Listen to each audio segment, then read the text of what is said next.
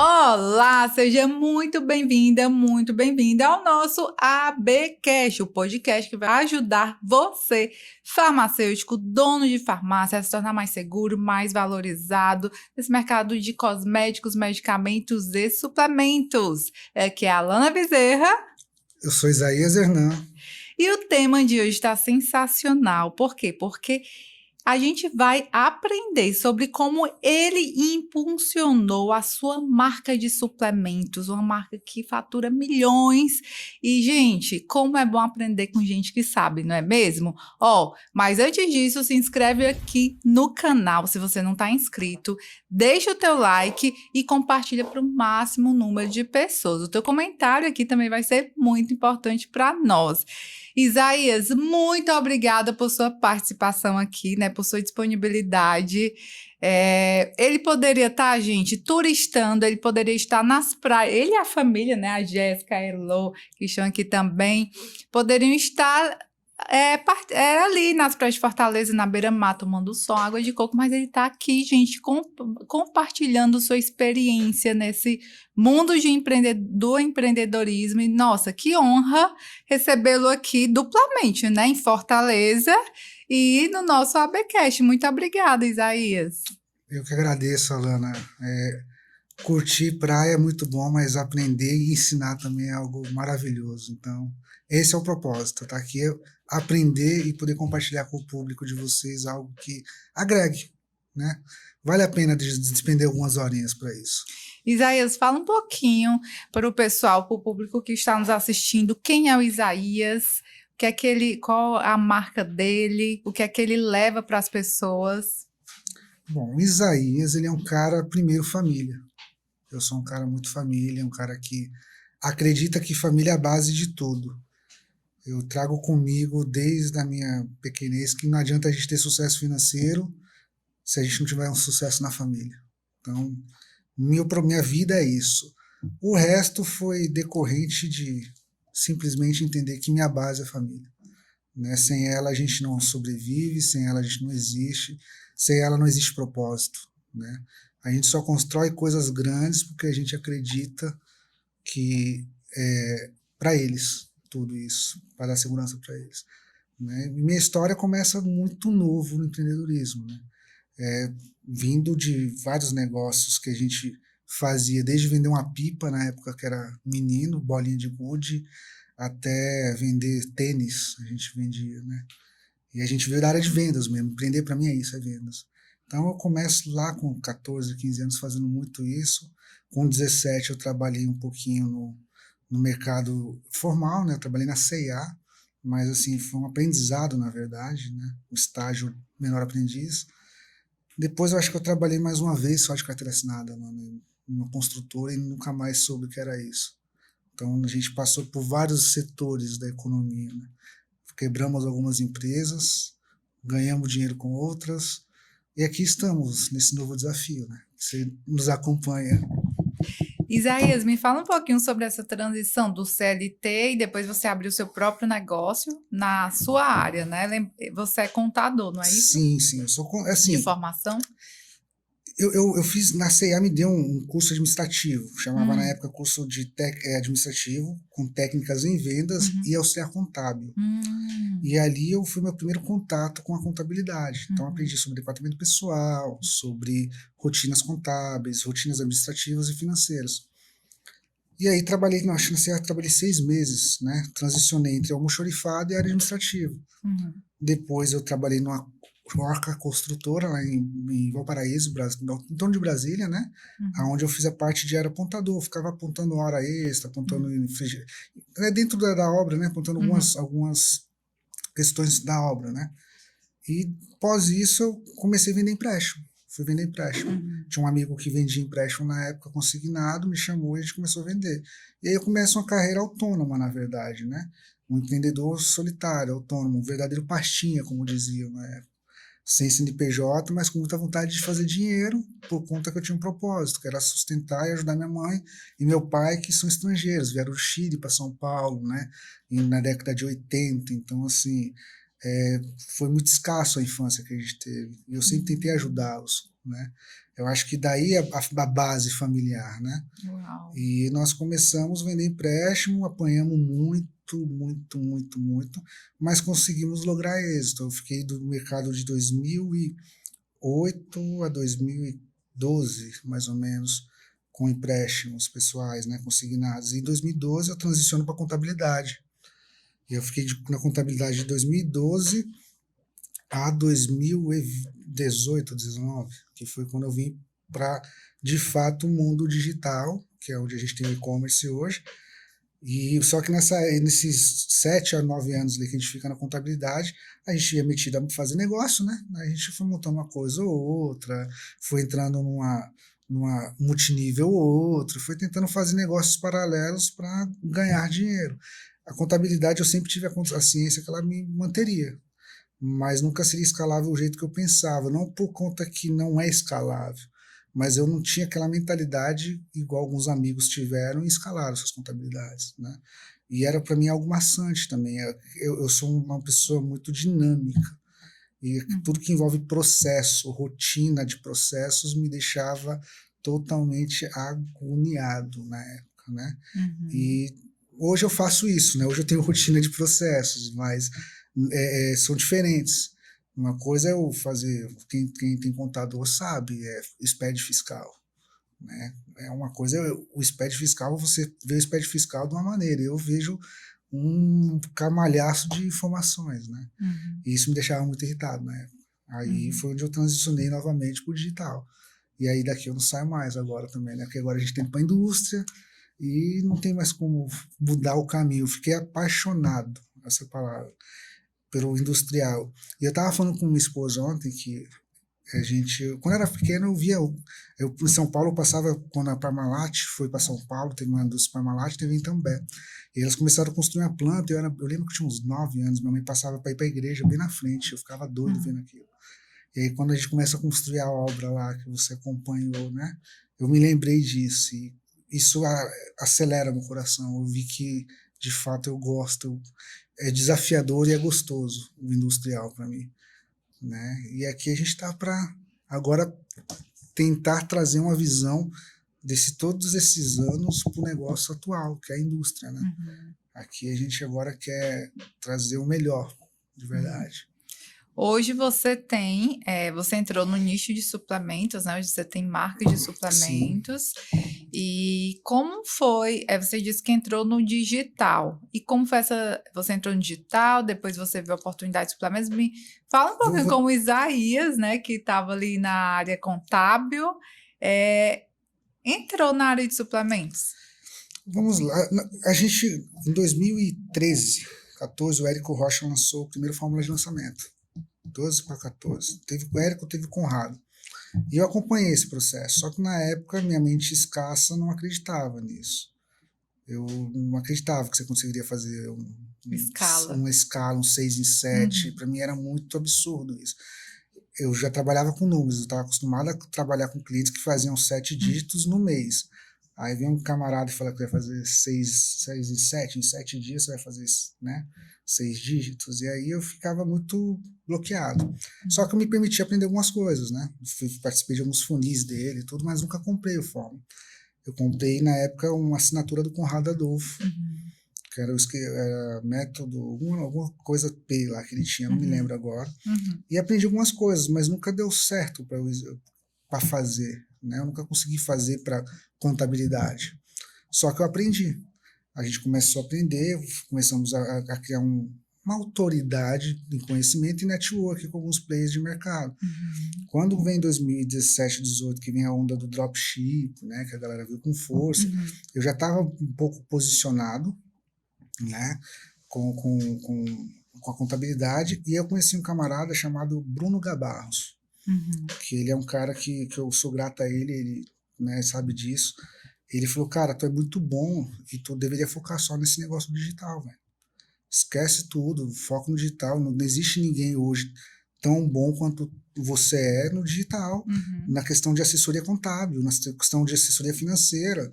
Tu tem muita clareza sobre o mercado. né? E Uhum. aí eu fiquei com aquilo na cabeça, e ele desenhou, fez um modelo de negócio praticamente. Olha, por exemplo, eu cobrava na época meio salário mínimo de honorários. Ele falou, não, a partir de agora você vai cobrar um salário mínimo e meio, mais 1% da operação. Ele levou e realmente subiu a régua. E eu falei, cara, será? Mas eu acreditei, porque era algo que eu conhecia. Isso ainda dentro da área Assim, contábil, isso, né? dentro da área contábil. Uhum. E aí, Alan, ele mudou minha mente Uhum. nisso. Aí eu falei, cara, é possível. Eu vi que era possível ter essa autoridade e eu comecei a atender alguns clientes. Hoje, a empresa que eu sou sócio eram meus clientes na época. Uau. Eram meus clientes, né? E assim, eu sempre tive um perfil. Empresa rica, sócio pobre. Empresa milionária, sócio continua pobre. Eu só posso dizer que eu sou milionário depois que minha empresa tiver pelo menos ali uns 20 milhões de caixa, para eu falar assim, não, eu posso ter 1 milhão, eu tenho direito a 1 milhão disso. Na minha visão, tá? Tem, Uhum. claro que na prática de várias outras empresas é totalmente diferente. E a gente tentou colocar isso na cabeça de vários clientes. Alguns conseguiram, outros não. E alguns desses que conseguiram foram eles, que na época eram o Guilherme, o Lucas e o Wellington, né? Eles entenderam desde o princípio lá atrás que eles precisavam ter uma empresa forte, né, um caixa forte para poder fazer o que eles queriam, que era escala, crescimento, alavancar. Uhum. E a gente conseguiu introduzir isso na cabeça deles, né? Uhum. E passou-se um ano, 2019, eles faziam um drop também. 2020 veio a pandemia, né? E aí eles começaram a fazer produtos nutracêuticos, né? Vender capsulados pela internet. Só que na época eles estavam bem quebrados, assim, não tinham muito caixa. E aí tinha um investidor, eles me chamaram para a gente conversar com esse investidor, a gente trocou uma ideia com eles, e a gente conseguiu 60 mil de investimento naquele período. Uhum. E aí, antes disso, eles passaram por a mão de alguns picareta do mercado digital, ficou devendo dinheiro para eles, mas isso é de praxe do mercado. E esse investidor, ele acreditou, a gente fez o primeiro produto pensando que ia bombar, que era um suplemento feminino chamado Purilove, que era para aumento de libido feminino. A gente pensava que era na época estava se falando muito disso, né? Que era com sal palmeto, né? Era, Que é o Serenor eu não Repens. lembro qual era, mas Pelo possivelmente nome deve era. ser. Uhum. Possivelmente era. E eu lembro que a gente não entendia nada, a gente só sabia, a gente Eram acreditava, fazedores, né? executava, Aham. executava. A gente acreditava que a meta, a gente conversa hoje, a meta de um dos meus sócios era fazer 30 mil por mês, para ele poder tirar 3 mil de salário. E eles ficaram muitos anos, ficaram uns 2, 3 anos tirando isso de fato de salário, enquanto a empresa fortificava o caixa dela. E eu ainda atuava como contador e conselheiro deles na época, né? Eu não era sócio ainda, mas eu já tinha total consciência dos números, do que eles estavam fazendo. E aí esse Purilove deu errado. Aí criou-se um produto para hipertensão chamado Hipertrol. Aí deu um resultadozinho legal. Aí a virada de chave foi uma reunião que a gente teve, a gente conversando sobre nichos, e a gente falando sobre dores, né? Dores, que atingir dor de mercado e tal. E aí, acho que foi um dos dois, não lembro quem foi, falou, cara, nicho de dores tem 60 milhões de pessoas no Brasil que sofrem. Vamos criar um produto para dor. Aí criou o Curcumed, que foi o primeiro, foi um Uhum. cosmético, né? Que vendeu absurdo, ele vendia muito o Curcumed. E o Curcumed ajudou muita gente. Muita gente, muita senhora que tinha dor, muitas. E aí foi feita uma negociação com a fábrica, a gente não tinha como pagar a fábrica na época toda, a gente parcelou, a gente fez um bem bolado de fato, né? E começamos ali, foi, eu acho que o produto que fez a gente acreditar que o mercado daria certo. Que da inção, né? Deu alavancada, né? Sim, Lembrando que até então vocês não tinham a estrutura fabril, né? nada, nada. Começaram só com a força de A querer, gente, de fazer ó, eu falo acontecer. para todo mundo, a gente começou do menos zero. É assim, chegar ao nível de montar uma indústria, igual a gente está montando uma fábrica, vamos colocar assim. E se lembrar que em 2019 você só tinha 5 mil reais para fazer um negócio, é surreal o que acontece no digital, que o digital proporciona. Aquele cara de 2013 que não acreditava, hoje é um cara que fala assim, cara, como se eu tivesse entrado antes, né? O Érico Rocha ele fala muito isso. Se você não entrou hoje, daqui a um ano você vai se arrepender de não ter entrado. Eu não me arrependo, eu entrei no momento, acho que correto da situação, mas se em 2013 eu tivesse entrado, eu acho que eu teria dominado esse mercado muito mais rápido. Porque não tinha, né? 2018 foi o boom que a própria cápsula deu, né, com o Kaiser, 2017, 2018, e depois disso veio se consolidando o mercado. A gente hoje tem algumas marcas, né, de produto, a gente deu um passo para a parte fabril, né, de construir a nossa própria fábrica, né, e tudo por conta disso, que a gente entendeu lá atrás que empresa rica, sócio pobre, empresa milionária, sócio continua pobre. A empresa ela tem que ter condição de bancar as suas atitudes, né? E eu me lembro que 2021 foi a virada de chave com o Curcomed, né, que eu estava citando, e aí vendeu 600 mil reais, né? Eu lembro que foi isso na época. Eu sentei com o Guilherme e com o Hélio e falei, vocês têm noção do que vocês estão fazendo hoje? Eles falavam, não, a gente está vendendo, tal, mas eu falei, vocês têm noção de que vocês podem chegar? Porque eu tinha um background, já tinha um histórico de clientes, eu sabia que muitos deles não faturavam nem 150 mil. Né? Era difícil. É difícil até hoje você fazer 100, 150 mil reais na internet. Não é fácil. Né? É simples, mas não é fácil. Né? E eu lembro que eu conversei com eles e falaram, não, a gente não tem noção, né? Aí no mês seguinte, de novo, bateu um faturamento legal, ficou 4, 5 meses batendo esse faturamento. E aí já chegou nos milhões? Já na época já tinha chegado, vender 1 milhão de reais. E ali eu sentei com eles e eles, eu lembro que eles ficaram com muito medo, porque ia pagar uma guia de imposto de 180 mil. Eles falaram, não, vamos parar de vender muito, vamos ficar dentro do simples, né? E aí, olha isso. Eu cheguei para eles e falei, cara, quem tem medo de crescer, não cresce. Né? Não cresce. Ou vocês vão para cima agora, ou vocês vão ficar o resto da vida com essa mentalidade, não vamos estourar o limite do simples. Né? Eu falava muito isso, eu dei algumas palestras no ano de 2014, 15, e eu lembro que eu falei para um grupo de MEI, né? E o MEI é o atestado de você se limitar. Eu não sou contra o MEI. Você pode começar com o MEI, mas se você se limitar dentro do faturamento de um MEI, não tem para quê você estar querendo fazer aquilo. Né? O MEI é só uma porta de entrada, o simples é uma porta de entrada, o lucro presumido é uma porta de entrada, o lucro real é uma porta de entrada. Qual é o limite? Né? O limite é você que coloca. Total. E eu falava isso com eles, né, na época. E aí eles entenderam e falaram, olha, a gente tá com medo. Eu falei, também tô com medo de muita coisa. Mas vocês já eram sócios nesse Não, período? Eu era conselheiro e contador deles, né? Certo.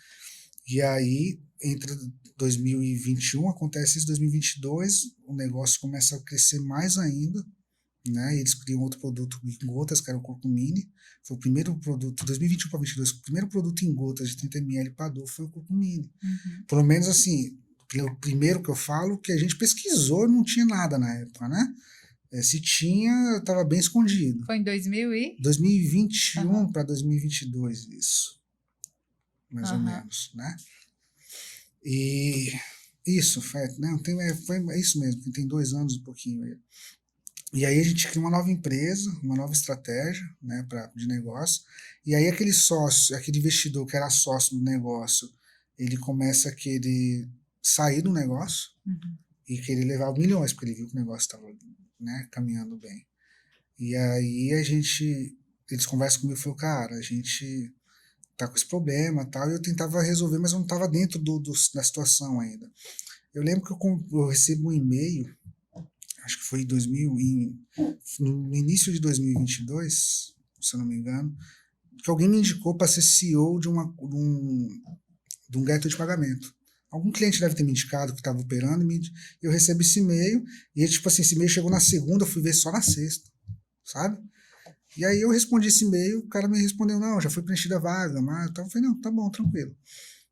Aí eu comentei com um deles, aí os caras falaram, não, mas como assim, você tá querendo se largar a contabilidade? Falei, não, realmente eu estou bem, já estava bem cansado, eu já tinha tido um burnout ali, porque eu estava, né, pandemia, eu não estava com mais time, estava tudo sobre mim, eu estava trabalhando, minha filha tinha acabado de nascer, minha filha nasceu dia 8 de março de 2020, né, então minha filha tinha um ano e pouquinho, eu estava, assim, numa carga exaustiva de trabalho, e falei, cara, eu tô afim de dar novos desafios. E aí eu falei esse exemplo, falei, veja o seguinte, eu tenho muito potencial, só que eu tenho potencial com foco em 30 empresas que a gente atendia na época. Para mim seria muito mais gostoso, muito mais prazeroso eu focar só em uma, né? Então, aí ele falou, cara, por que tu não pensa em ser nosso controller, né? Eu falei, cara, posso pensar nisso, mas eu falei, posso fazer uma proposta para vocês melhor. Ele falou, tá, faz. Aí eu elenquei, debrucei uns 2, 3 dias, elenquei 25 mudanças que eu faria na empresa, na época. Entre elas estava em logística e indústria. Eu tinha colocado já lá atrás que, para mim, nunca fez sentido eu terceirizar tudo igual eles terceirizavam. Então, lá atrás, em 2021, eu já desenhei a indústria, só que eu já sabia o que eu queria, mas eu não sabia como seria ainda. Mas já estava no roadmap da gente, vamos dizer assim, né? E a gente começa a negociar isso, né, para eu entrar na empresa, só que tinha que tirar o investidor.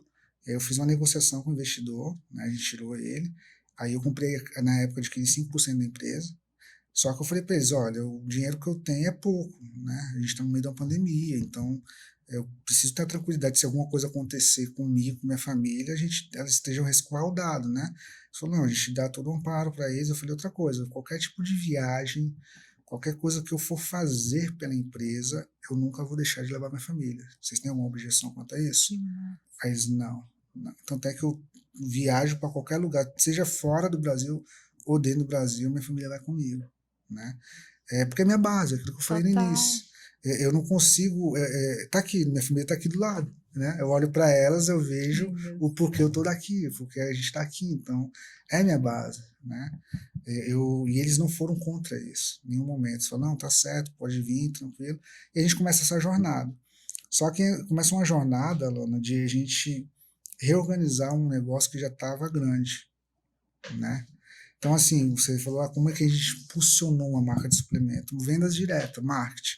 Eles sabem fazer marketing. Essa honra é deles, não é minha, é deles. Eles começaram isso. A honra que eu tenho é pós isso, junto com eles, que a gente organizou, estruturou e dobrou o que estava grande já, né? Então, se eu posso dizer, onde o Isaías foi bom em organizar o que era bom já e dar mais estratégias, mais condições, mais paz para eles focarem. Eu acho que só foi a questão mental, né? Eles focaram e falaram assim, ó, fica tranquilo que agora a gente organiza, né? Só que você sabe muito bem que o mercado digital tem que ter copy, gestor de tráfego, né? Tudo isso. E eu lembro que a gente tinha a gente teve um problema de copy na época. E aí deu uma queda no faturamento. E aí o Guilherme tinha encontrado o Gustavo, que hoje é sócio também, num grupo. E o Gustavo é um baita copy. E ele fez algumas copies e deu muito bom, deu muito certo a copy. E eu falei com o Guilherme, a gente meio que eu e o Guilherme e o Hélio, a gente tem uma sintonia, né? O Lucas, entanto, o Lucas ele é mais, eu falo muito com o Lucas, mas o Lucas ele eu falo que ele é um planeta distante da gente, sabe? A gente chama ele de planeta chorão, né? Ele fica distante porque ele é lá de Maceió, ele gosta de trabalhar muito à noite com o Guilherme e ele é um cara aqui quietinho na dele. O perfil dele é mais quietinho. Quando eu tenho que ligar para ele, eu ligo umas 3, 4 vezes para ele me atender. Ele, Márcio, desculpa, eu não vi o celular, não, mas é um cara sensacional. Mas, assim, eu não tenho aquele contato igual eu tenho com o Guilherme Wellington, mas é um cara que quando abre a boca para falar alguma coisa, eu paro para escutar, porque ele sabe o que ele está falando, sabe? Questão de design, de funil, ele que é o responsável por toda essa parte. Todos os designers dos nossos produtos são diferentes, todos. E impactam o mercado, e ele que é o responsável por isso. A mente criativa dele, assim, me admira. Falo para ele, eu sou fã da mente dele. Se eu tivesse 10% da criatividade que o Lucas tem hoje, eu seria muito melhor gestor do negócio. Porque a gestão com criatividade, ela, nos dias atuais, ela faz sentido. né? Você tem que ter Total. criatividade. E aí, voltando só a complementar essa história, a gente faz esses passos, entra para a sociedade. O Gustavo faz a copy muito boa, e o Gustavo não era sócio ainda. Eu falei pro Guilherme, o Guilherme falou comigo, cara, eu preciso falar um negócio contigo. Eu falei, deixa eu falar primeiro. Eu falei, eu tô precisando do Gustavo virar sócio. Ele, cara, era isso que eu ia te falar. Uau, que sintonia, Sintonia, hein? sintonia. E aí eu falei, a gente não pode perder o Gustavo. O Gustavo é um cara muito bom. E um copy hoje, ele exceto uma copy, exemplo, ele vai ganhar muito dinheiro, mas é muito difícil ter constância em copy. Porque tem muito no mercado de produto, não sei, mas no produto físico é renovação de copy o tempo todo, o tempo todo, o tempo todo. E aí eu chamo o Gustavo para uma conversa, explico para ele o projeto, falo, cara, a gente se conhece muito pouco, eu sou o CEO da empresa e eu quero te fazer uma proposta, cara, eu quero que você seja sócio da gente, né? Você venha ser sócio da gente com tantos por cento da empresa. E minha promessa é o seguinte, eu vou organizar essa empresa, tá aqui meus 25 passos, né? Não lembro se eu falei dos 25 passos, mas eu falei de algumas coisas, alguns pontos que eu queria fazer. E eu falei, se você confiar em mim e no time que a gente tem, a gente vai tentar realizar isso. Se tudo der errado, a gente tentou e ninguém se lascou, né? Mas se tudo der certo, tá todo mundo rico, feliz e milionário, né? Aí falou, ele é goiano, ele, nossa, ele fazia umas caras assim, claro que eu topo, claro, ele se sentiu valorizado. E eu tinha vindo de algum lugar, Alana, que eu não lembro onde que era, eu estava em algum evento que eu comecei a tratar pertencionismo, né? Você se sentir pertencente a algo. Hoje a gente envolve pessoas. Eu envolvo, um exemplo, a Alana, porque eu acho que você vai lembrar quando eu falei para você, eu não quero que você se envolva no meu projeto. Eu quero que você se pertença a ele, que você se sinta pertencente, que você entenda que você faz parte disso. Que para mim vale muito mais esse sentimento de ser pertencente de algo do que estar envolvido com algo. Porque o pertencionismo, você fala assim, uau, eu construí algo junto. O envolvimento, não, só me pagaram por isso. É diferente, na minha concepção, é diferente. E aí, quando o Gustavo entra para ser sócio, a gente então fecha um time, que é eu, o Hélito, o Gustavo e o Lucas, né? E o Guilherme. O Guilherme é gestor de tráfego, o Hélito toca o nosso call center, o Lucas, nossos funis junto com o Guilherme e designer, o Gustavo é o nosso head de copy, e eu faço toda a parte de gestão, estratégia, vou tocando junto com eles o negócio, eu sou o porta-voz deles, né? Eu toco, faço eu mesclo em todas as áreas, né? Você entrou muito no estratégico, Sim. né, da empresa. Uau! E aí, a gente começa a executar os 25 planos, né, que a gente tinha. Os 25 planos a gente começa a executar. E foi difícil, porque assim, cada sócio está numa região. O Guilherme está em Maringá, o Hélio está no Espírito Santo, o Gustavo está no Goiás, o Hélio está em Maceió e outro em Brasília. Como é que você toca uma empresa dessa maneira? Então eu precisava contar muito com a confiança deles. Para fazer algumas maluquices que eu faço. Eu falo que eu sou maluco, tá? Eu falo muito com o Guilherme, eu falei, se vocês me derem ousadia, eu vou comprar a lua. Gente, o pior é que maluco atrai maluco, né? Verdade. Eu sou uma dessas. Nossa, o projeto do Isaías foi um dos mais dinâmicos que eu participei. Eu amo isso, né? Projeto dinâmico, sem...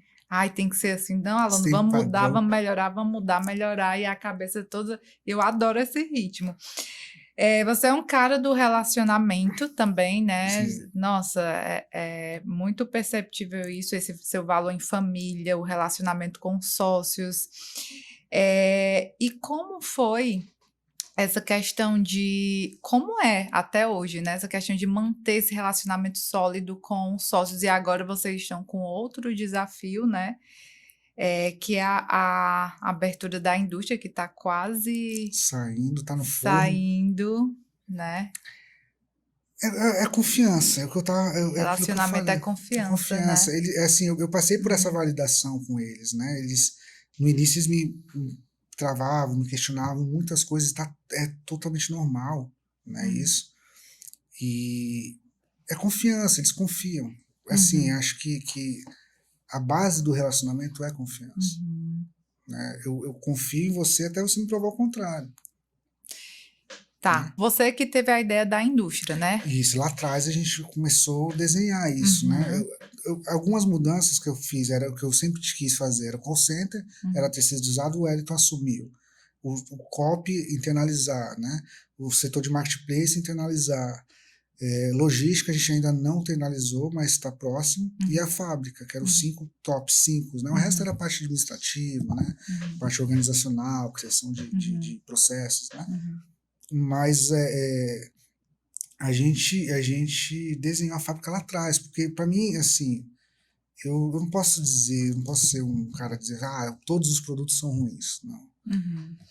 Mas a gente sabe que para a gente ter uma fórmula boa, a gente precisa ter qualidade no ativo e, na minha concepção hoje, a qualidade na indústria farmacêutica, seja farmácia, seja suplemento, ela custa um pouco mais caro, né? Ela custa um pouco, nem que seja ali 10, 15, 20% mais, mas custa mais caro. Sim. Né? Total. Às vezes até mais que isso. Total. E aí eu sempre quis ter mais qualidade, porque chega uma hora, Ana, que a gente começa a pensar o seguinte: a gente sabe vender. A gente sabe tirar, um exemplo, uma senhora que, vou te dar um exemplo, minha mãe, como se eu estivesse vendendo para minha mãe. Eu convenço minha mãe a pegar o cartãozinho dela de crédito através de um vídeo de vendas, ela vai numa plataforma que ela nunca viu na vida, mas ela confia naquele vídeo, coloca o cartãozinho dela lá, compra um produto e vai receber um produto. Cara, até aí é magnífico o processo de venda. Mas e qual produto é esse? Qual é a qualidade desse produto? Será que de fato tem tudo o que a gente quer? E foi esses porquês que comecei a questionar e ver que o porquê eu não fazer a minha fábrica, se eu quero ter mais qualidade.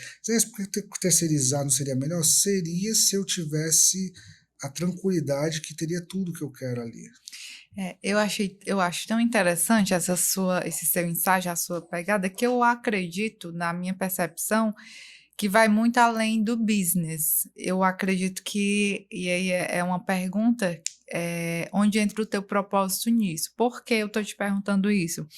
Porque nós atendemos, né, empresários desse nicho, né, e que terceirizam e que faturam milhões e fala: Alana, tá tudo bem, ter minha marca própria, não quero ir para a indústria, assim tá bom, né? E o que eu quero, muitas vezes, o que é que eu quero? Quero uma boa formulação. A gente faz a boa formulação. E tá tudo bem, cada um tem seu olhar, sua visão. Acaba que, na prática, ter uma marca própria é muito cômodo, de certa forma, né? Não é fácil, claro, tem que ter know-how, tem que ter muita gestão logística, né?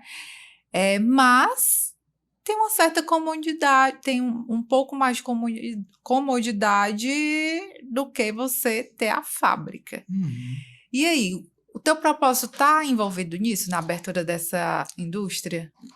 Eu acho que o propósito maior, que eu sempre falei, o dinheiro por si só a gente aprendeu a fazer.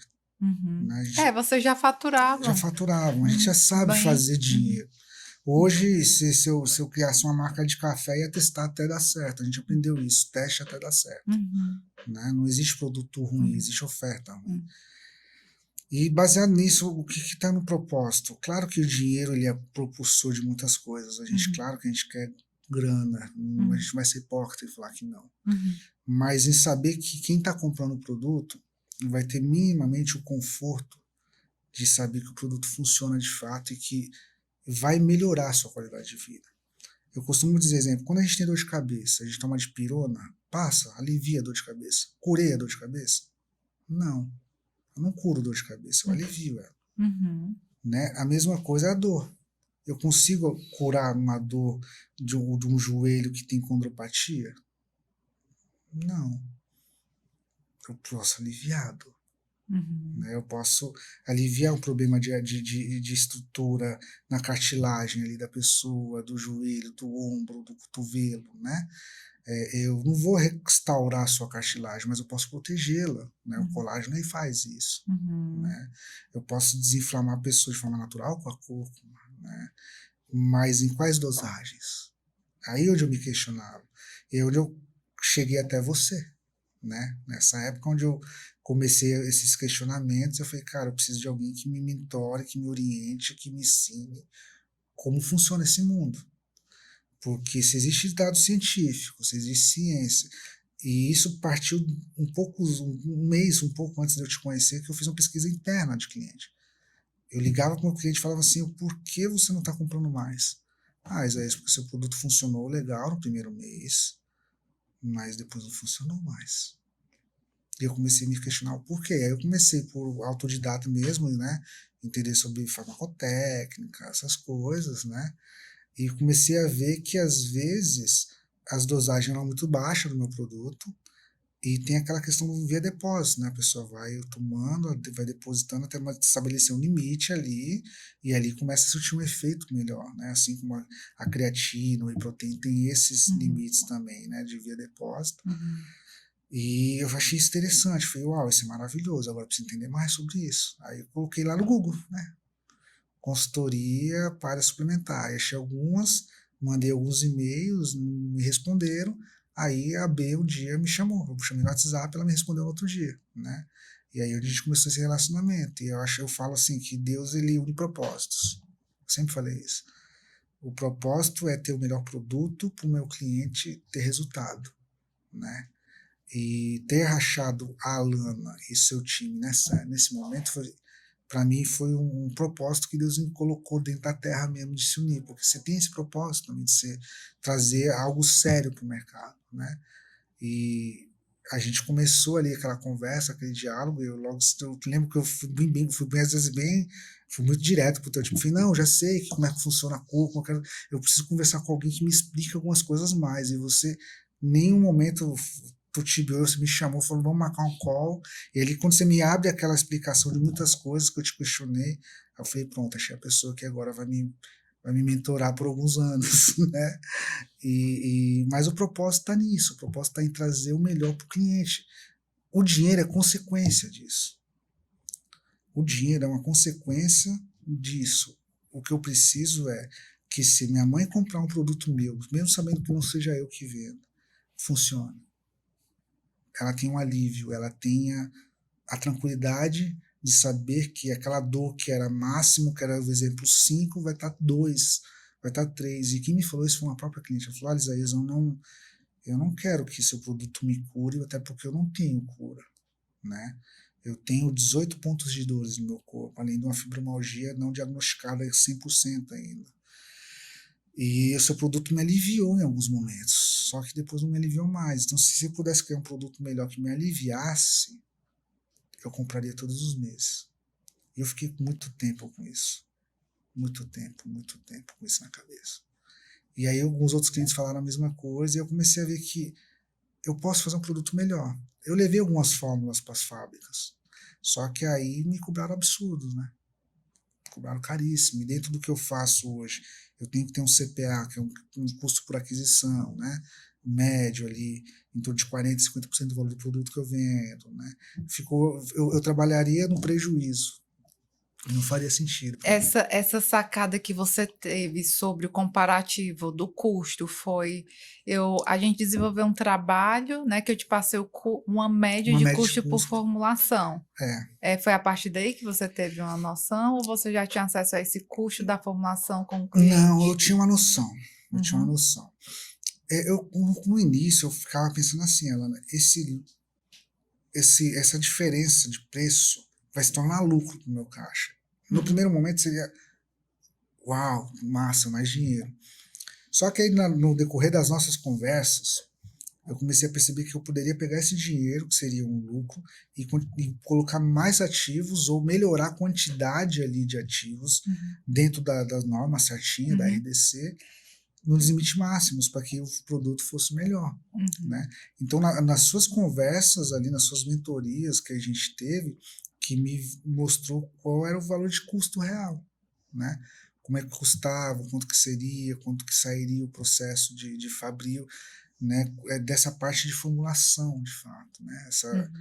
A tua assessoria nisso me ajudou demais, demais da conta. E eu admiro muito, né, você e seus sócios de entrar em um mercado que ele é bem técnico, vocês podiam ter se acomodado em vender, porque vocês já faturavam bem, mas vocês não se acomodaram em, não, eu quero entregar o melhor, né? Por isso que eu perguntei sobre o propósito, porque vai muito além, quando se leva um propósito, né, vai muito além do dinheiro, né? Não é mais Exato. dinheiro. Eu falava isso com o sócio, eu estava em São Paulo semana passada, quando eu falei, se a gente parar para pensar, a gente poderia ter pegado o dinheiro que a gente investiu na fábrica e ter dividido entre lucros para o sócio, Total. sabe? Poderia ter feito isso. Uhum. Mas a gente decidiu acreditar que a fábrica é capaz de trazer um produto melhor, que é capaz de satisfazer uma necessidade de um cliente meu, e é capaz desse cliente comprar novamente, e aí começa a se tornar um ciclo. E aí onde o dinheiro volta. Então eu costumo dizer que a fábrica ela é um investimento de médio e longo prazo para nós. A gente não criou a fábrica também para terceirizar. Lembra que eu fui bem claro com você? Falei, Alana, eu já tenho demanda, eu não tenho intenção de terceirizar para ninguém. Eu só preciso que o meu produto seja o melhor do mercado, não do mercado em si, para mim, daquilo comigo. A competição é eu comigo mesmo. É interna, sabe? E eu lembro que a gente conversou muito, você falou, não, dá pra gente fazer assim, assado, fazer produto dessa maneira. A gente mexeu muito em muitas fórmulas, né? E eu nunca consegui levar essas fórmulas para nenhuma fábrica exatamente pelo desconforto de saber que eu não sei o que é ali dentro, não consigo acompanhar o processo produtivo. Fiz proposta para algumas fábricas, já vamos fazer uma parceria, e aí umas mais caro, outras não, é que eu produzo para terceiros. E assim, talvez eu costumo dizer que às vezes eu posso ter pesquisado até errado, sabe? Se eu insistisse mais, fosse para algum outro caminho ali, achasse mais umas outras meia dúzia de fábrica, talvez eu não estaria montando a minha. Talvez eu acharia a qualidade que eu busco. Mas a gente executou. A gente erra rápido, a gente age rápido, a gente conserta rápido. Essa é a nossa vida. Então, a fábrica saiu num momento que a gente queria um melhor produto, teve algumas coisas que não gostamos e a gente falou, vamos fazer. Vamos fazer. Ah, mas a gente nunca foi no industrial. Tá, dane-se, vamos fazer. A gente aprende.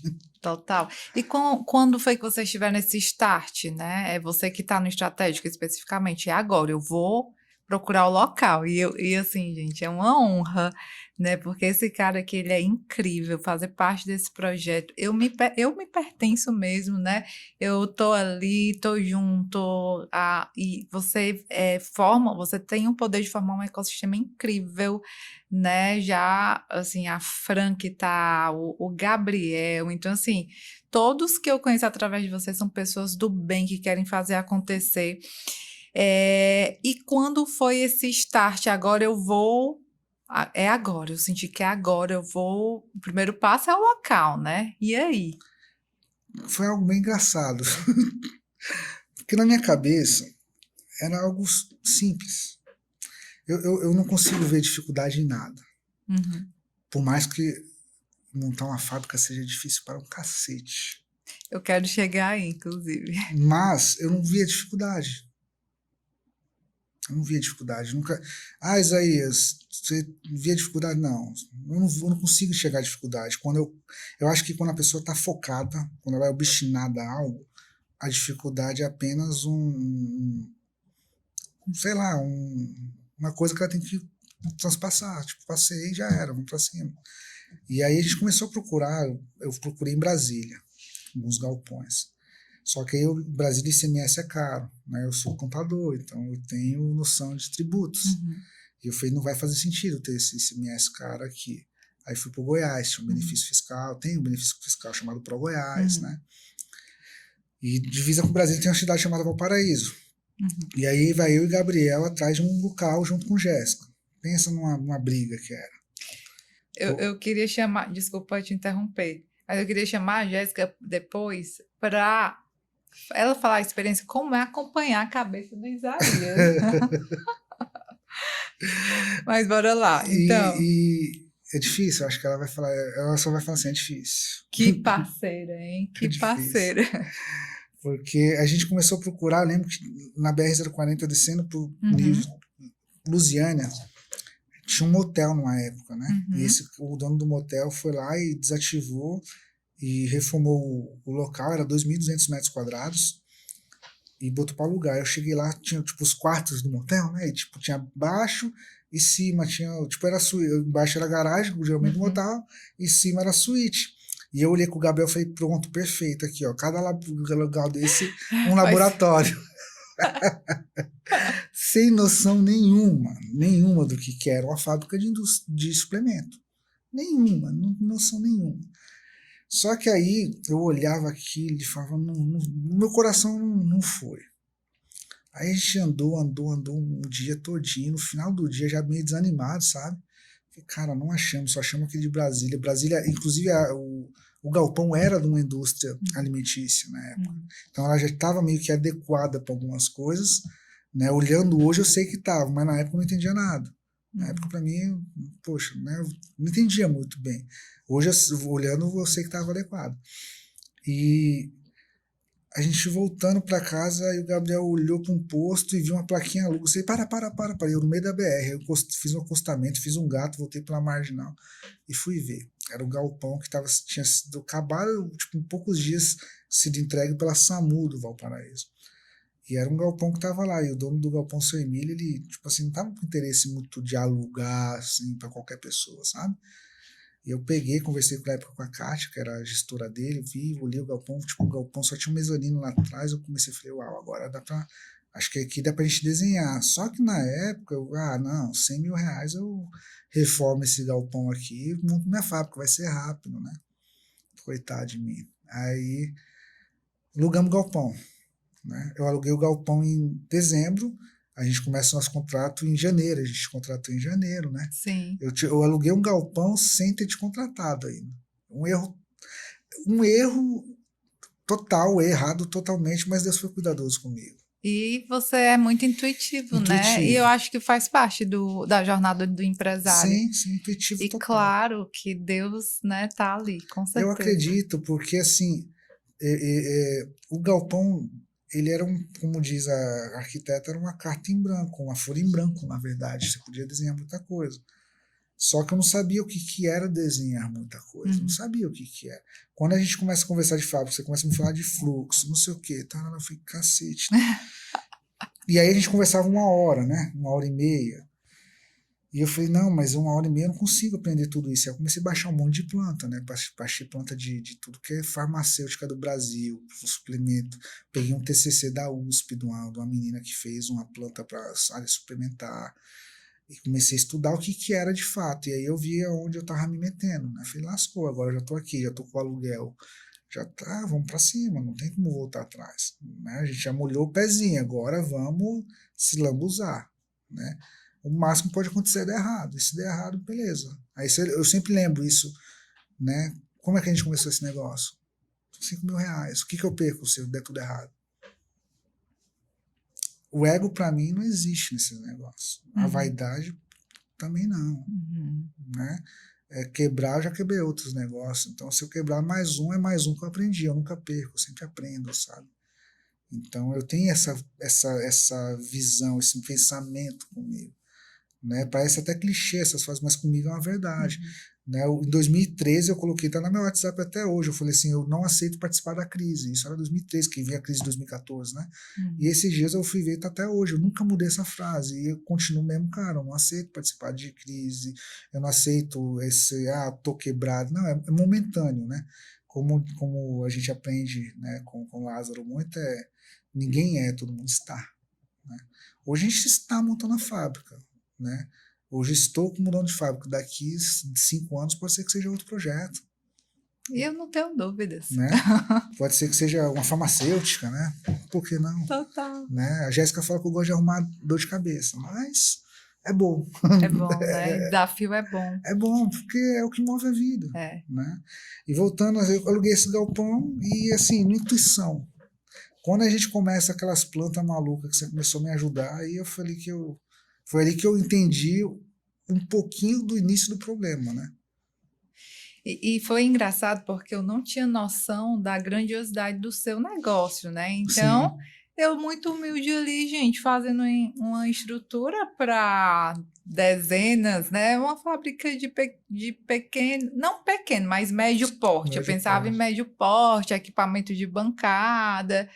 E aí ele começou a vir, não, Alana, essa é a minha demanda. Eu, o quê? Tipo, eu ia colocar um equipamento de um tanque de 100 litros, 100 100 litros, litros, 50 200 litros. litros, que hoje não dá para fazer mal dá para fazer o Fazer um. piloto, né? E aí, quando eu tomei, né, eu tive a noção da grandiosidade do projeto, uau, quanta simplicidade, porque ele veio de forma muito simples mesmo. Eu acho, se for definir você, é a simplicidade que você encara as situações, né? E, nossa, uau, que projeto, né? E falando do projeto que está muito próximo de sair, me fala qual foi o teu maior desafio, se é que teve, assim, durante esse percurso aí, ou está sendo. Assim, a gente começou um maior desafio, né? A gente começou um projeto com um orçamento de 650 mil. Eu já gastei com maquinário tudo 3 vezes isso, né? O maior desafio é administrar recursos, porque a gente fez tudo a toque de caixa, né? Uhum. Ah, Isaías, você poderia ter pego o dinheiro? Poderia ter pego o dinheiro, o poderia sempre vai existir. Só que quando você está envolvido ali, querendo fazer algo, você pensa o seguinte: eu vou fazer. E eu não gosto de depender de terceiros para nada, nesse quesito de executar, o que depende de mim executar, sabe? Sim, Tanto é que, exemplo, a planta eu desenhei. ele desenhou na mão, gente. E ele mandava os vídeos e eu, uau, eu ficava, nossa, não tem como ele não ter tido contato com a indústria, porque ele desenhou. Mas eu só consegui isso porque eu me debrucei, acho que sei lá quantas horas em cima de projetos de farmacêutica, de empresas de suplemento, entendeu? De farmácias magistrais, né? Fluxo de entrada de matéria-prima, fluxo de pessoa, saída do produto acabado, todos esses fluxos separadamente, bonitinho. E como é que eu construí um mezanine? Então, eu acho que o maior desafio para mim foi criar o fluxo que a matéria-prima subisse por um lugar, o fluxo em U, né, que a gente aprendeu, Uhum. subisse por um lugar, a matéria-prima, e saísse o produto acabado por outro, né. Só que eu tive que dividir bem as áreas, e eu lembro que onde eu fiquei mais encucado, lembro que eu falei, não, do lado eu quero montar uma farmácia de manipulação, porque é um projeto meu, porque existe uma demanda do mercado, que o teu público é de farmácia, se o teu público entendesse um pouquinho do digital, atrelado à farmácia magistral, eles não iam depender de cliente de bairro, de público de bairro. Tudo bem que tem as regras, tem as Uhum. normas, né? O conselho permite isso, permite aquilo, mas existe muita brecha, existe jurídico que quebra muita Uhum. brecha aí, né? A gente tem um maior case hoje que é oficial, ela, né, absurdamente grande. Por mais que alguns gostem e outros não, mas eu costumo dizer, a gente costuma falar, o resultado não se discute, né? Não se Concordo. discute. E a gente quer fazer uma farmácia para atender o digital, né? A Uhum. testar no digital algumas coisas, né? Uhum. E a gente se inspira muito tem várias farmácias que hoje eu tenho visto estar se posicionando Uhum. também, né? Sim, Mas é muito pouco, eu acho, muito pouco, concordo, perto do que pode ser feito, né? concordo. E aquela coisa, o poder que a manipulação dá para a qualidade do cliente. Total, o poder da personalização atrelado à potência que é o Ah, mercado e do digital também. Então, tem muito exato. a explorar. Agora voltando ao desafio, né, para a gente não perder o foco. O meu maior desafio foi esse. Eu comecei com um projeto para atender uma demanda X. No meio do caminho, eu tive uma escala de alguns produtos, e aí foi Aham. por isso que eu me desesperei. Falei, Alana, mudou algumas coisas, Algumas. né? Aí mudamos a planta. A planta nós mudamos 6 vezes, né? E o maior desafio foi controlar a ansiedade e a vontade de executar rápido e corrigir rapidamente os erros também. Hum. Eu falo com o meu mestre de obra lá, que é o Jonathan, que se a gente, obviamente, se tivesse gastado mais dinheiro, teria sido mais rápido.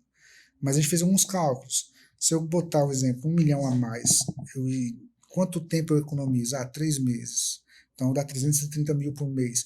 E se eu estender por mais 6, então, né, em Uhum. vez de eu gastar 1 milhão, continuar gastando ali 150, 200 mil mês, mas fazer tudo certinho, bonitinho. Então eu preferi estender um pouco mais o prazo, controlar essa ansiedade, economizar recurso de caixa, né, para outras coisas e controlar isso, essa ansiedade, para mim foi o maior desafio. Não foi desafio de obra, não foi desafio de planta, foi controlar o meu eu. Porque por mim eu já estava dentro daquela fábrica produzindo há muito tempo, né? Mas eu tive que controlar o que eu queria de fato, rapidez, gastando mais, ou controlando meu recurso e controlando minha cidade, porque meu time não está perdendo. Eu costumo falar muito isso com os sócios, a gente está ganhando. Sim. A gente está com o time ganhando, a gente está montando a fábrica, a gente quer mais qualidade, mais agilidade. Eu quero poder testar mais rápido. Algumas ideias que vem nessa cabecinha aqui, que às vezes não tem no mercado, eu quero ver viabilidade de teste, né? E aí é por isso a fábrica também, né? Mas o maior desafio foi esse, controlar o Isaías. Porque muitas das vezes eu queria passar com o processo e não queria respeitar o processo. Queria executar rápido e esse executar rápido me trouxe alguns problemas na planta. Eu executei uma coisa, por exemplo, esse mezanino que eu falei que estava lá atrás. Se eu tivesse entrado, olhado e tirado ele de início, eu teria feito o mezanino um pouquinho mais alto com o pé direito. Mas a gente se parametrizou por esse mezanino. Entende? E no final, o que eu fiz? Eu tirei aquele mezanino que estava. Então, se eu tivesse do início falado, não, calma aí, deixa eu tirar esse mezanino, vamos agora desenhar. Mas a ansiedade de vamos executar, é boa, mas... Às vezes dá uma atropeladinha, né? É por isso que eu falo, eu erro e erro rápido. Eu costumo falar muito, se a vida é entre acertos e erros, né, erros e acertos, e o sucesso é acerto, então, na minha cabeça, a lógica é, quanto mais eu errar, mais próximo de acertar eu tô. Se o sucesso é um acerto, então eu estou mais próximo do sucesso. Né? Na minha cabeça é isso. Então, quantos erros com acerto? Não sei, eu erro para um cacete, para caramba, com vontade. E não tenho medo de errar. Né? E é até um risco isso, até um erro às vezes, porque esse perfil... ele é meio que um homem-bomba, né? Você vai fazendo até onde, o que é satisfatório, até onde você vai. Até onde você vai. Né? Total, mas assim, em termos de infraestrutura, Isaías, eu entendo a tua ansiedade, eu até falava, né, Isaías, calma aí, deixa a gente analisar aqui, segura a ansiedade. E eu estaria no mesmo lugar, então...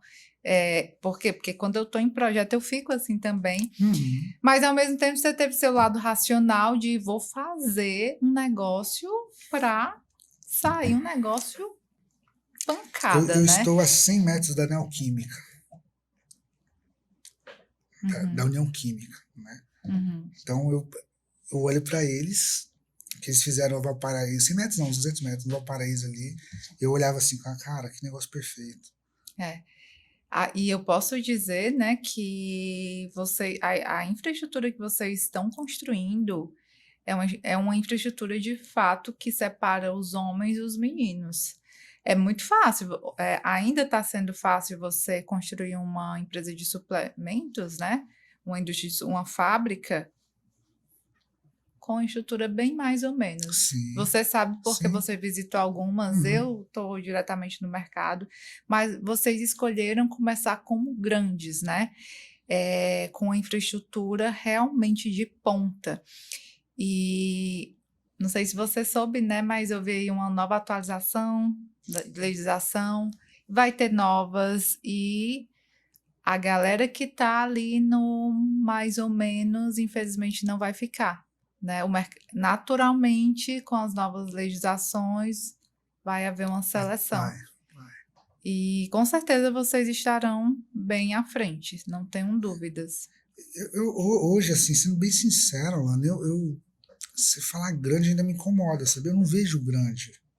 Talvez grande seria a proporção, baseado no que você já viu, né? Não, grande na forma de pensar também, entendi, né? Não é sobre área, né? Eu falo muito, a Vitória está aqui, eu falo muito sobre nós somos grandes, na AB, né? Sim, Nós somos grandes, sim. nós posicionamos Sobre como pensamento, grandes, não sim, sobre sim. infraestrutura, Entendi, né? entendi. Porque se a gente for falar sobre infraestrutura, nossa, tem empresa aí de mais de 10 mil metros quadrados, Eu enfim. visitei algumas grandes.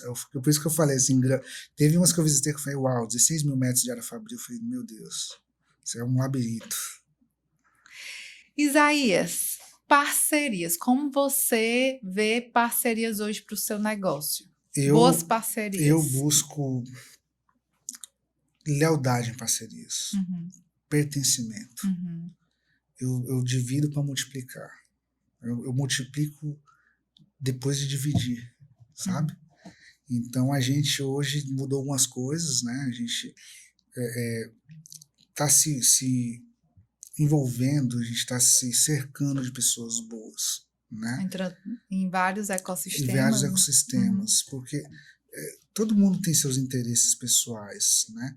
Eu não posso chegar para a Alana e falar assim, Alana, compra a minha ideia de, por exemplo, você é a nossa parceira, igual a gente falou para você, né? Me ajuda a montar uma fábrica e depois falar assim, Alana, pô, obrigado, só foi um serviço.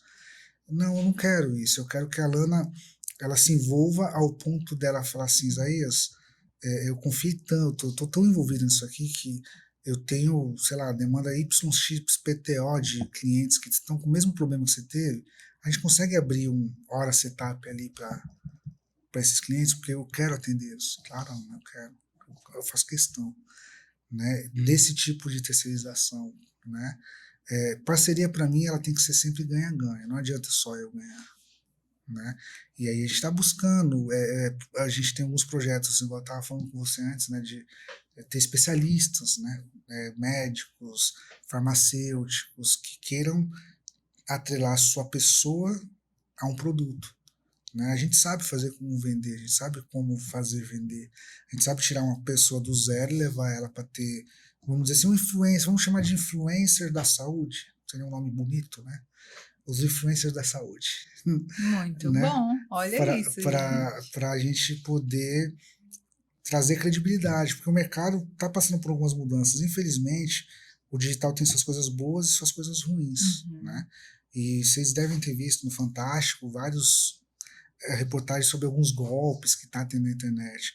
E isso prejudica não só o meu mercado, como o mercado digital como um todo. As pessoas começam a perder confiança. É, E qual é o maior ativo, vamos dizer assim, a maior qualidade que a pessoa tem? Você me perguntou, relacionamento é o quê? Confiança. Né? Então, perfeito. se eu perco a confiança do meu cliente, que é o meu relacionamento que eu tenho com ele, Uhum. eu perco tudo. Eu perco Total. tudo. Então, quando a pessoa vê um produto atrelado a uma imagem de alguma autoridade, por exemplo, a doutora Alana, ela é especialista em um produto para constipação, para Uhum. flora intestinal, né? Uhum. E ela trata esse assunto com autoridade, conhecimento, e ela tem por trás, de fato, um produto que tem essa qualidade, é um casamento perfeito. Porque o cliente ele vai ver alguém, uma pessoa, pessoas compram de pessoas, Uhum. né? E ela além de ter essa autoridade, esse conhecimento da pessoa, existe um produto que funciona. Então, o nosso próximo passo agora é exatamente o que? A gente já está com alguns contratos, com alguns especialistas que a gente chama, Uhum. mas a gente está em busca de novos especialistas, né? Novas pessoas que queiram mostrar sua autoridade e conhecimento em suplementação, ou se não tem a suplementação, não tem o conhecimento, mas a gente treina, a gente adequa, a gente tem todo um roteiro de copy, né, para ser, porque tem que ter o persuasão, tem que ter, né, a Uhum. entonação de voz, tem que ter algumas técnicas, mas a gente está nessa seara agora. Eu acho que é o nosso próximo desafio, sabe? Uhum. E parcerias que queiram viver do digital, obviamente, queiram ganhar e seja ganha-ganha. Então é isso que eu busco de parceiros dentro do digital, fora a gente tem, né, da questão de fábrica ali, aí a gente tem a Lana, a gente tem Fran que está sendo, né, entrou agora, virão outros que a gente não sabe ainda quem serão, mas sempre buscando a qualidade no mesmo propósito, né? Um propósito de sempre ter o melhor produto para o cliente e para que um parceiro do ecossistema se sinta seguro, né? Sinta seguro, porque aí, para mim, faz sentido, aí a conta fecha. Legal. Existe algum contato, algum meio que um especialista da área da saúde possa te contactar, em caso de ter interesse em parcerias como essa? Teria meu contato pessoal, né? Uhum. Deixa um recado aqui, né? Que envia um direct que a Envia um gente direct, manda uma encaminha mensagem aí uma no mensagem. comentário. Uhum. Depois tem meu Instagram, que eu sou bem low profile, né? Bem quietinho, mas pode me chamar no Instagram. Depois a gente deixa o arroba aqui no Uhum. final. Você, né? E é isso. A gente não tem nada assim ainda formatado. A gente está começando. Mas a gente já tem, assim, pessoas trabalhando, né? Testando. Uhum. Possivelmente seja um novo negócio, né? Muito bom. Eu Talvez. tenho certeza que é engraçado isso, para fechar. É, quando uma empresa ela é movida pelo propósito, a gente começa a construir clientes fiéis, né? Sim. E os fãs do seu produto. Eu vi muito isso, quem eu vi falar sobre isso foi a Cris da Nubank, né? Sim. E nossa, quando você vê ali um cliente, ó, Alana, o que é que tem para comprar? Né? Olha, quando lançar outro produto, me avisa. Né? E eu tenho certeza que vai ser uma consequência natural, porque vocês estão muito preocupados em desenvolver fórmulas de ponta, né? E assim, é um prazer estar contribuindo, né, nesse projeto. E eu fico encantada com isso. Então, naturalmente, vai ter especialistas da área falando do seu produto, né? É fato, disso eu não tenho dúvida. Já falam, né? Então, isso já. Agora, quando a fabricação tiver, né, a linha própria, vai ser com as inovações que você está implantando. Então, vai ser. Já é sucesso, né? Uhum. E eu vou estrear aqui uma pergunta. Você vai ser o primeiro. Eita, Que eu tive agora essa ideia, acredita? acredito. É assim que é bom. Ei, bicho, eu tive essa ideia agora, acredita? Você recebeu uma camisa com o nosso slogan, né? Que é o Manipules para o Sucesso. Existe uma fórmula, né? Do sucesso. Eu já te passei uma formulação de uma fórmula personalizada produzida pela B Consultoria Farmacêutica, né? Fé, foco, e um dos nossos valores é foco em resultado. E o QSP, inclusive, é resultado, né? Se você fosse desenvolver uma fórmula do sucesso, quais seriam os componentes dessa formulação? Pergunta boa, né? Componentes da fórmula do sucesso, né? Eu acredito que resiliência, né? Você tem que ter resiliência. Uma base, né? A minha família. Cada um tem a sua base, né?